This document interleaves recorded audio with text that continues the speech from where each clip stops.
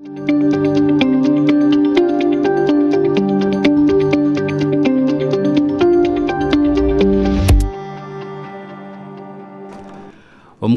n'abakristo batari bamwe na bamwe bayoreka ko ekereziya yaferwa munonga ahabwo kufa kwa papa. Tuli mu budde obw'ennaku, obudde obw'ekinnyikagobe mu ekereziya katolika mu nsi yonna. Ku lwa kitaffe Ssaabasumba n'obukulembeze bonna mu ssaza ekkulu ery'e Kampala batuusaako obubaka obw'ennaku obw'okuviibwako kitaffe Paapa Omutukuvu Francis. Omukama gwe yayise olunaku olwaleero ku Easter Monday. Papa Francis yari umubyeyi wa kereziya, yadukoreye imirimo myinshi mu kereziya, akunda kereziya cyane kandi agakunda n'Imana. Ntabwo byatubereye byiza uyu munsi, turababaye cyane kubera ko yari umubyeyi wacu, ntabwo tuzi ikirakurikiraho.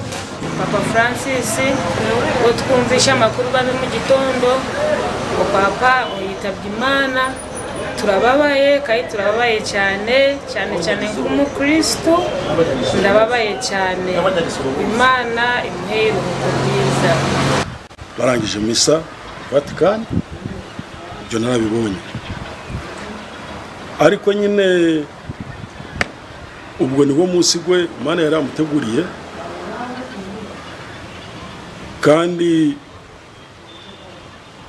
yapfuye k'umuntu w'Imana kuko yari yiryamiye, bagiye guca mu gitondo basanga yapfuye. Aba bayongera bagira ngo papa okufa ombwire bwo kufa no kuzoka kwa Yezu nicyoreka ngo abira ryo mwana wa Ruhanga. Inkuru yo kugwejejera kwa papa yitwatunga mukasheshe bambe papa kuba aturujira mu maisho konkanke njire yibatura baraburira ngo omuntu wa Ruhanga agenda ashemerigwe, ikindamanya papa agenzera ashemerigwe bwo kugira ngo orunaku rwenyine uru Yesu yari kwitigwamo no kubambirwamo na papa nimwe yagendera. Lawrence Kashumbusha yagira ngo abakristo baferwa munonga biti yagira ngo tubine cyo gukora oyireho kushabira papa okumuro mu businge.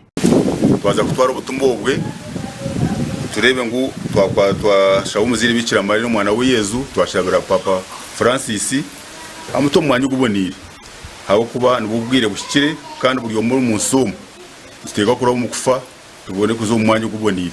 Umuntu urukwegarura hasi munonga kandi ayinira karimwe yo nkari kuru yo kurwanira ubusinzi kandi ari kurwanira ibiti byo kwebaganisamo ni mu gicere cy'inshiyana natayira amahanga g'abaharabu agamwe agubana batekereza ngo papa atashimire kuba nataha no muziti. Muzeyi bangira na Daudi yasima ebintu byone papa kozire omukureba ngo edini ya abakristo yagumiriye yamane.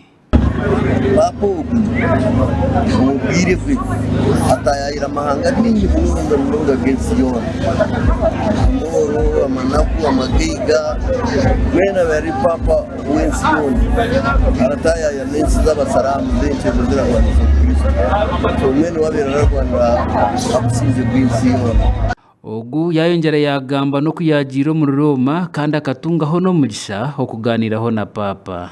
Ndamukunda kuba ikamwikaho namwirebera namurabusa namukwata nanywegere petayi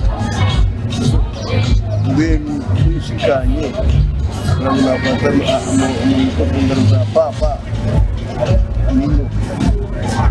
Abakristu abagambaho na Tayari West bagamba okupapa twiri na ibembeza enshonga y'obusinjo munsi yona hamwe no kujumirira ebi. Papa ni uyonyonyo yekereziya, niyo nchinji yekereziya, abantu twena okubaho nkekereziya nitandikira ampaji ya papa. So papa witu kakurugawo tugira omwirima niko ko kureba omwana wa fergo muziro wa fergo sho ko kufergo sho ninganyoko noreba mwagira kahuba. Tuwe nk'aba Kristo twashasha munonga abo kuferwa tatito mu Ruhanga Pope